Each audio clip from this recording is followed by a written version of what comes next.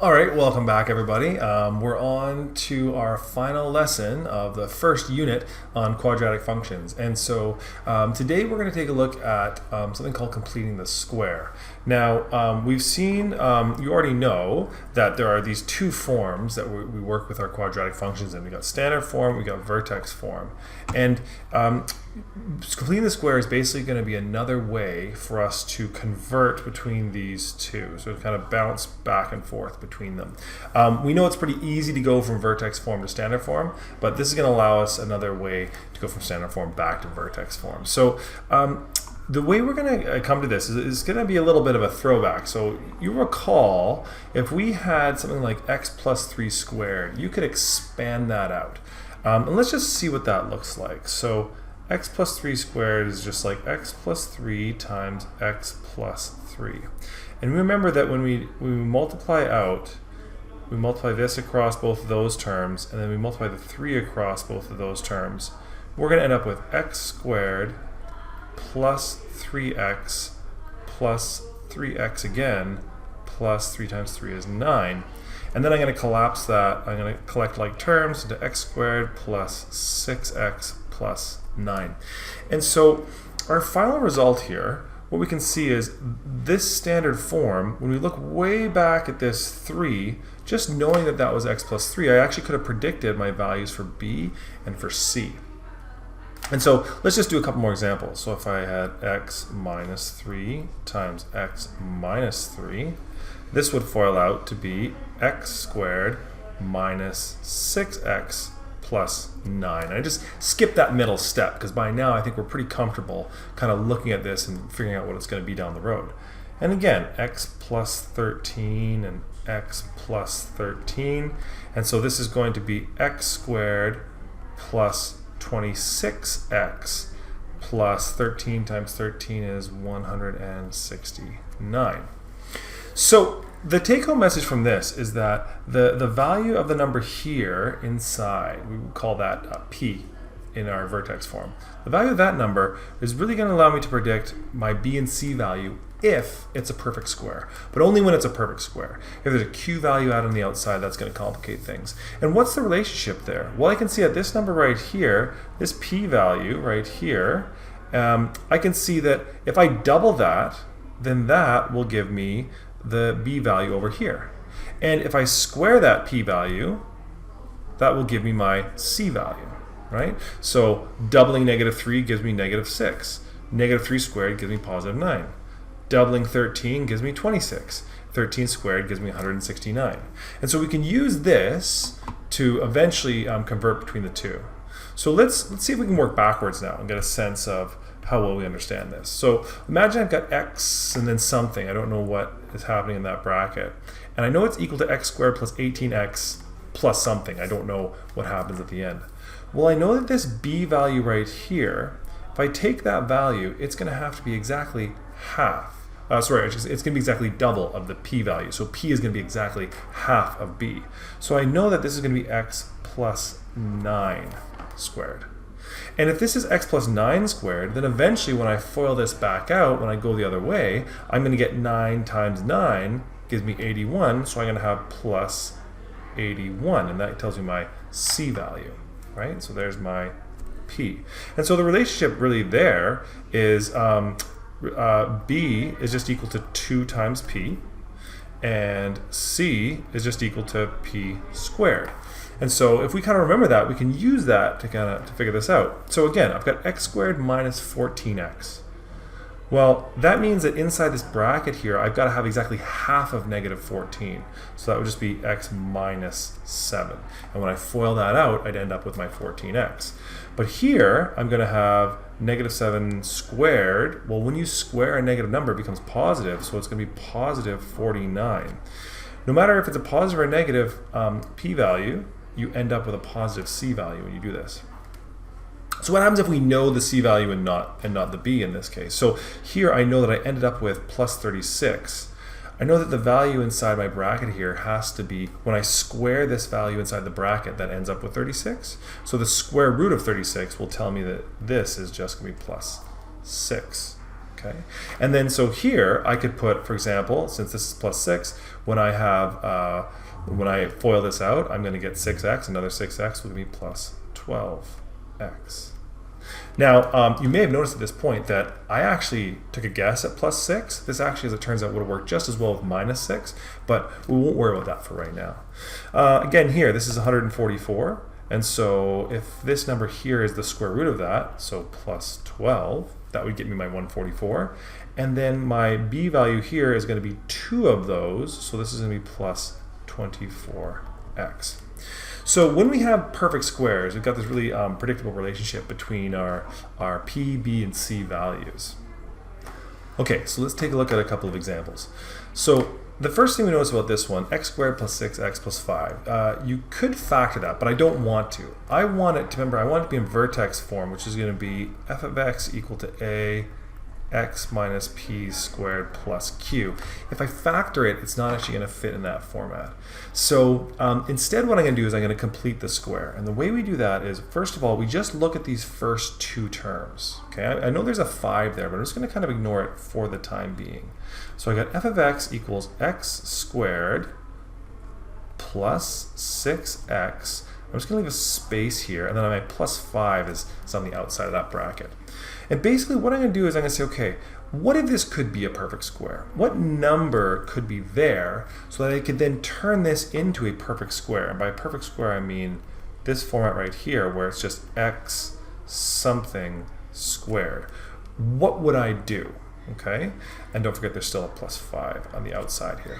So, okay, so I know that if I have x squared plus 6x plus something, well, the number that needs to be part of this perfect square is going to be exactly half of that b value.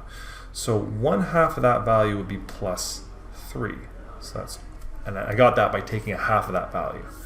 So 1/2 of 6 gives me the 3, but then that means, well, what would this have had to have been to make that perfect square? Well, this value here would have to be 3 squared is 9. So to get there, I square it to get 9.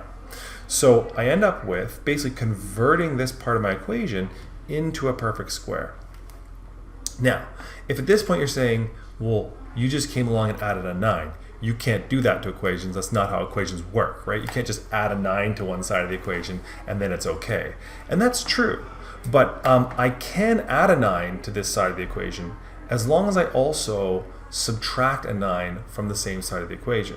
So if I now, because I added this 9 right here, because I made this plus 9, outside the brackets I'm going to minus 9 and minus 9 here. And then that's okay, right? You can add 9 and then take 9 away and it still has the same meaning. So to kind of put it all together here, this perfect square now looks like this. I've got f of x, it's going to equal x plus 3 squared. So that's my perfect square. But then on the outside of my brackets, I have 5 minus 9 gives me minus 4. And that is, you can see now, that's in vertex form. That would be really easy to graph by hand or to just visualize or anything like that. Okay. So quick reminder of the steps that I went through. I just separated my ax squared and bx term. I then asked myself, what would I have to add in order to make this a perfect square? And I had to add a 3 here. I wanted x plus 3. So in that case, I had to add 9 to this side of the equation in order to make that perfect square. If I add 9, I have to subtract 9 as well. And then that balances everything out. Okay, so we're going to look at this next one. And this one's a little bit trickier. You'll see why in a second. Maybe you can already see why. And the reason is because that a value isn't just 1. So first step is I'm going to isolate the ax squared and the bx term. So I've got 3x squared minus 12x, and I got a bracket minus 9. Now the first thing we want to do actually is we need our a value inside the bracket. We need it to be 1. So I'm going to factor out a factor of 3 off the bat. So I've got 3x squared minus 4x. And I'm going to leave a little space here, and don't forget the minus 9 on the outside. That's not gone. So you can see I'm all kind of set up now. I'm all set up. If I could just add something here, then this would become a perfect square. And so the perfect square, again, is going to have the format of x something squared. Okay, and I've still got my minus 9 on the outside. So I'm going a half a step ahead, but hopefully this makes sense. So what number would have to go here so that we would have a perfect square? Remember that this number here, this p value, is always going to be half of the b value. So if this is minus 4, then this has to be minus 2. And then because this is minus 2, well, what did I have to do? I would have to add negative 2 squared is 4. So I had to add a 4 here in order to make that into a perfect square. And here's where the little trick comes in. I added a 4 here. Okay, so this is where I added my 4. But I can't just subtract by 4 on the outside of the bracket to balance things off. Because when I added a 4 there was still this 3 lurking at the beginning of the bracket. By adding a 4 inside the bracket, I actually added 4 times 3 to that side of the equation. So I need to remember that if I FOIL this out, this 3 is going to get multiplied by that 4. So I actually have to subtract 12 to balance that out. Because adding a 4 here actually added 4 times 3 is 12. So I'm going to subtract 12 from there as well. And now rewriting my whole equation, I get 3x minus 2 squared minus 9 minus 12 is minus 21. That is in vertex form. Okay, so we're going to do just a couple more examples just for practice and see how it goes. All right. In fact, we'll just do one more example. So, so imagine we've got a function 3x squared plus 12x plus 8.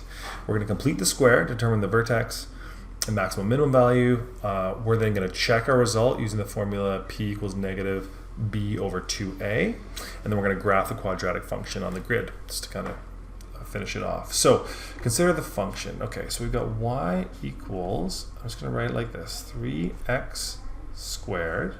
And I'm just going to separate out my ax and my bx term plus 8. First thing I need to do is I need to factor this so that inside the bracket a is 1. And so I get y is equal to 3x squared plus 4x. I'm going to leave a little space here, and I've got my plus 8 on the outside. And now I need to decide what am I going to add here to make a perfect square. Well, looking ahead, it will eventually look like this, x something squared plus 8. So what do I need to add here? Well, this number is going to be half of that number. So the p value is going to be half of the b value. So that's going to be plus 2. And then this number squared is going to give me that number. So this is going to be 4. So that's all good, but I need to again remember that I can't add 4 here without balancing that out. So by adding 4 here, I've actually added 3 times 4 again. I've added 12 to this side of the equation, so I need to subtract 12 from the outside of the brackets. Now just rewriting this, I've got y is equal to 3x plus 2 squared plus 8 minus 12 is going to be minus 4. And all of that was part A. So for part B, we know that p should be negative b over 2a. And so my b value here was 12. So that was negative 12 over 2 times my a value is 3. So that's negative 12 over 6, which means works out to negative 2.